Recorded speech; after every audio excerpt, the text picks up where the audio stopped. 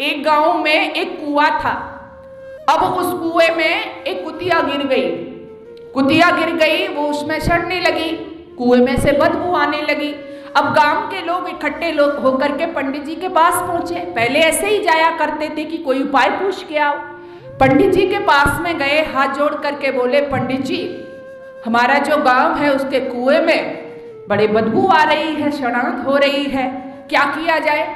तो पंडित जी ने कहा कि गंगा जल डालो, गुलाब जल डालो, इससे तो कुएं में शुद्ध होना शुरू हो जाएगी। लोग आए, उनमें कुएं में आकर के गंगा जल डाला, उसको गुलाब जल डाला, लेकिन वो तो बदबू ऐसे ही आती रही। अब जब कोई समाधान नहीं निकला, फिर पंडित जी के पास गए, जाकर के कहा, पंडित जी हमने तो खूब गंगा जल डाला, खूब गुलाब जल डाला, लेकिन कुएं में से तो अब भी बदबू ही आ रही है। पंडित जी ने कहा कि ये बताइए, उसने गंगा जल और गुलाब जल तो डाला कुएं में, लेकिन जो बता रहे थे कुतिया जो सड़ गई है, गिर गई है, उसको निकाला कि नहीं निकाला? लोग बोले, जी उसको तो हमने नहीं निकाला।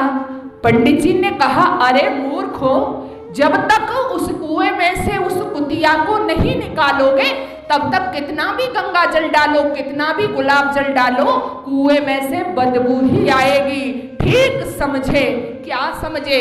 जब तक हमारे हृदय में, जब तक हमारे दिल में जातिवाद की कुतिया सड़ती रहेगी, तब तक कितने ही भाषण सुन लेना, कितने ही हवन और यज्ञ कर लेना, तब तक आप इस समाज को नया नहीं दे पाओगे, संगठित नहीं कर पाओगे।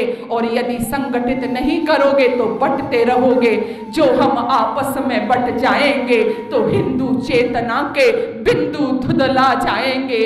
वाल्मीकि सीता को कैसे निभाएंगे, सबरी के बेर राम कैसे खाएंगे, हरिजन सवर्ण पिछड़ों के ये नाते, इन्हें तोड़ने की जो साजिश रचाते, उन्हें धूल में हम मिला के रहेंगे, उन्हें धूल में हम मिला के रहेंगे, उन्हें धूल में हम मिला के रहेंगे। कैसे मिलाएंगे धूल में? इसको खत्म करके।